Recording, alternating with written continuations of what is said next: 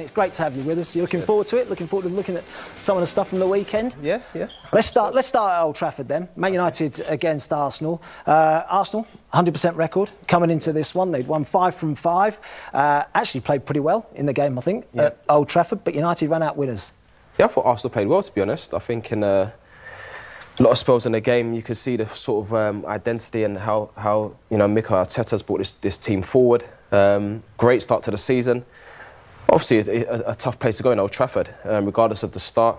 Man United, I can imagine the manager wants a reaction from the start. And overall, it was a good game, but I thought Arsenal played really well. Yeah, they did. Let's have a look at the team selections then and how the two managers lined up at the start. I think the interesting one, particularly from Erik Ten Hag's point of view, was throwing Antony straight into the mix. Spent big money on him, knows him, of course, from his time at Ajax, knows what he can expect from him. Yeah. He threw him straight in. I think that was probably one of the factors, the fact that he knows the manager from Ajax, so he would know exactly what the manager wants in terms of the tactical element.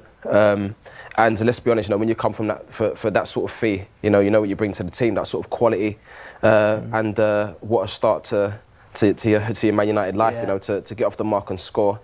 And his whole performance, to be honest, was good. I think someone who's really impressed me, and it's someone that you know well as well. You actually played with him, didn't you, at Spurs? Christian Eriksen, playing slightly deeper in this setup at Man United, rather than as a number 8 or a number 10. He's playing as a number 6, really, in a double pivot alongside Scott McTominay.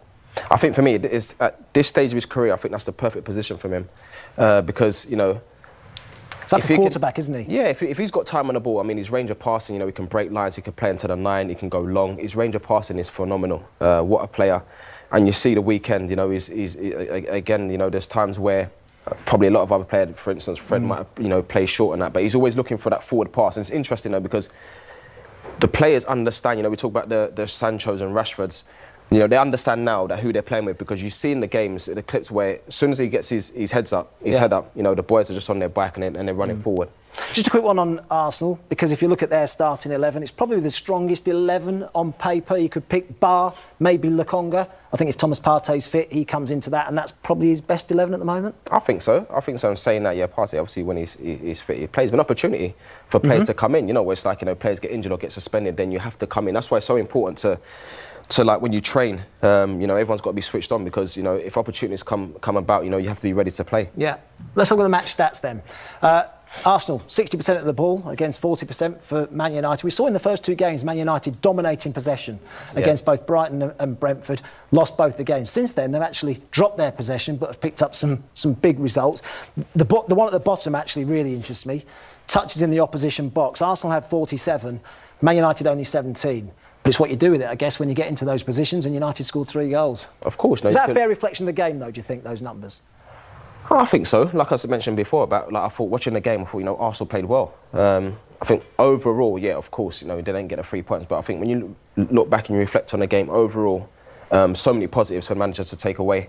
You look at this, getting bodies forward, getting into areas where you're going to score, being ambitious, especially away from home. Yeah. But we both know, when you look at these stats and that, and you don't get anything from the game, then it doesn't really matter. I was about to say, these stats become irrelevant when you look at the top one, where it says Man United 3, Arsenal 1. Let's have a look then at some of the action and Man United's intent and the way they set about it from the off. Different phases of attacks as well from Man United. It wasn't just counter-attacking. They played some good stuff. They played through midfield. You said Christian Eriksen was at the heart of that. I mean, even here, straight away, I'll just pick him out in the middle there. This is a position, I know he's playing slightly deeper, but he's still able to get himself into those positions, the wrong side of Arsenal's midfield. This is just awareness for me. This is intelligence, where a lot of things you can't coach, where he understands actually, there's a little pocket of space. That's the space. There's a pocket of space there where we could sort of if I get on it and I can turn, and the forwards, hopefully, they come alive and they can run forward. So for me, this is just his intelligence as a player, where he knows where the space is to get these little pockets, which he did all afternoon, to be honest. And from there, he does his business. He is game intelligence, isn't he, Christian Eriksen? But they're driving forward, they're driving at pace. You can see runners forward. That's the position again he gets himself into, wrong side of the Arsenal midfield. They filter it, they keep the ball. They eventually actually get forced back. The ball ends up at Dallow's feet. I'm just going to stop it there. Yeah. If I stop it there and I'm looking at Arsenal's setup, the way they're set up here, they've got 1, 2, 3, 4, 5, 6, 7, 8, 9, 10, and actually probably just about all 11 behind the ball. This is exactly what you want. When you look at this picture here, as a coach, this is exactly what you want. Nothing through the middle. The middle's congested. You want nothing through the middle. Force them on the outside. Yeah, it's 1v1, but you've got time to come across. There's no danger there. You'd rather the ball go here than through the middle. So you're saying, they're basically saying, do you know what, you can, if I just do Arsenal's team shape then, that's Arsenal's team shape. So you're talking about through the middle, there's no way United can play through there. So what they have to do, let's play here. That's the only way they're going to get around them. Yeah, which is what you want, to be honest. And then the team have got time to come across. They can. Whereas if you play through the lines and they can combine and get shots at goal, but here this is perfect shape from Arsenal. Okay, play. And this is actually something that United tried to do with Anthony as well. I just highlight this quickly as well. He's trying to isolate him 1v1 with a fullback. Yeah. Something that Erik Ten Hag's talked about. Want to isolate him 1v1 with a fullback. And what you would say to Anthony is stay wide. Yeah. Don't gamble and make runs in behind. Stay wide because this is what you're good at, and then give the ball to him, and then you do your stuff. You're one-on-one then. Yeah. You know, this is what you're good at. And then you can, you come alive and you can get yourself in the box and get shots. So essentially United, we feel want to counter-attack, but it's not possible. No. So there's the pass forward from Dalot. There's the intent. Okay, they can't get through. They end up recycling it. Ends up going back to the two centre-backs. What I would say about the two centre-backs, and I'm just going to take that back very slightly actually, is this position that they find themselves in as well. This is more aggressive than we've seen in the past from Man United, and how high these two are playing up the pitch. Yeah, because what you do is if you're too deep, then you don't get waves of attack. The sustained attacking. You don't get sustained attack where you really suffocate teams, especially being at home. So the fact that the halfway line's there. Yeah. So the fact that you're in a good position here, so any sort of any turnovers, you can regain the ball again, and you can have, like you said, sustained attacks. Yeah. So this is so it's a good position, isn't it? Yeah, of course. Yeah. I think that's something that Erik Ten Hag said to them. He also wants ball playing centre backs as well. That's something he's really key to him, and I think that's one of the reasons why we've seen him bring Martinez in. If I just pause it here, I think so often when we saw last year, maybe Harry Maguire played in that position. Yeah. Doesn't really want to play with his left foot. He's happy to drive into midfield with it. Yeah. I just highlight him. This is Sandro Martinez on the ball here. Harry Maguire often would dribble with the ball. He'd dribble into midfield. It doesn't want to play forward with it. If I just get rid of that and play it forward, what does he do? He wants to play forward, so he plays forward. Okay, it gets recycled. Now then. This is brilliant. This pass here. A position we talked about again, didn't we? Yeah. In that number 10 position, can United get bodies in there? Exactly. And again, Eriksen, that sort of quality that he's got, he knows now where do we want the ball? In these pockets. Yeah. Because if you get it in these pockets, then you've got 1, 2, 3, 4, 5, 6, turn around and running back towards their own goal. Talk about breaking lines, midfielders that got that quality to break lines. One pass, right in there, and then you're in business. So there's the pass. I mean, how many people see that pass? There's not many players that see the pass, or sometimes players see the pass, but they don't want to just risk giving it away. Being at home, big game. Pressure. But he's got that sort of quality. He knows the pace on the ball, and then, any player in this sort of position, if you can receive it on a half turn, then the forwards, Which is what happens, isn't it? So he actually plays that ball. Now then, first touch from Bruno Fernandes. And I think what you talked about, so we've looked at this clip, and something that you sort of picked up on straight away is, you're a centre forward now. Bruno Fernandes got himself in that position. What are you thinking? In my mind, I'm thinking, right, run forward. And then Sancho, Rashford, Anthony, they're all running forward. Their body shape is all... So what that does is that gives the person on the ball options. He's got 3 options. Yeah. Against 1, 2, 3, 4 defenders. Yeah. Perfect. And again, position. kept his width, Anthony. Keep your width, yeah. Play it forward. He gets actually a really good advantage.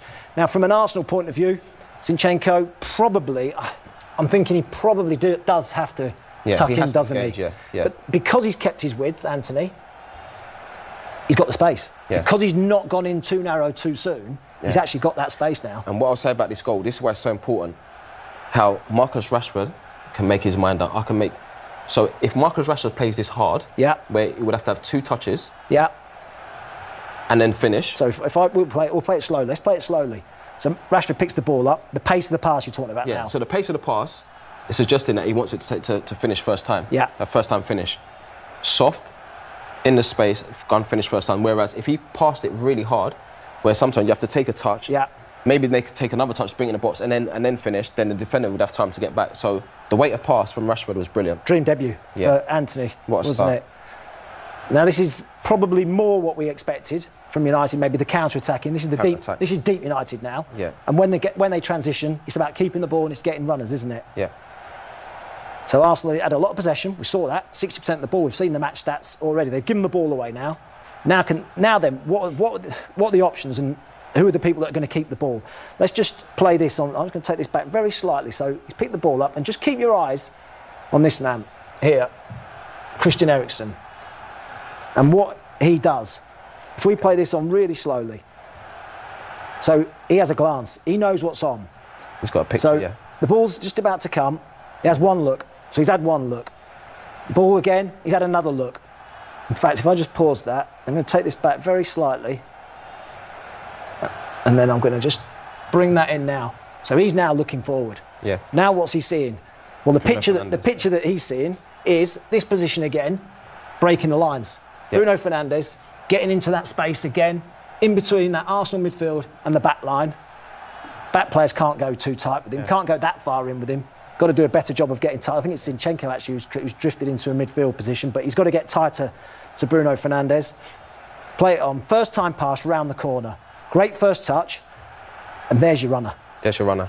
There's your runner. That's you again, isn't it? If you've got Christian Eriksen or Bruno Fernandes in that position, your head's down, isn't it? And Bruno Fernandes is so intelligent there. He knows, again, understanding who you're playing with. The amount of times you see in this game where Eriksen get it and Bruno Fernandes, instead of just being patient, just understanding where to go, where can I find these pockets, where can I get it on a half turn? Because as soon as I do, like I said, and then you get the runners and the timing of the run as well, to be honest, and the finish, Rashford, and the finish got us a little bit stuck under his feet, didn't it? But that's the luck that you get for working hard and doing the right things and you know, making runs in behind. Absolutely brilliant. And then I'm just going to pause this again. The intelligence of him. I'm going to take it back. He actually, I think it's Vieira who's come on as a sub, who's got hasn't actually got a picture, has he, of where Christian Eriksen is. But game intelligence. Where's the space? Can I run into the space? He recognises there's a big gap there, Christian Eriksen. And I'm just going to play that forward.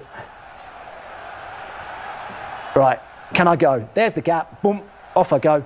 Unselfish. Unselfish, yeah. But he understands. A lot of people think it should go for goal. And by the way, the weighted pass as well. It looks easy when you're watching. It looks easy, but even the weighted pass there. It's a dream. That's a dream for you, though, isn't it? Little tap in like that from Christian Eriksen. Of course, yeah. And then, just lastly, alive again. There he is, Marcus Rashford, on his bike, because he knows who's on the ball. He knows there's no pressure. He knows who's on the ball. I mean, you played with him.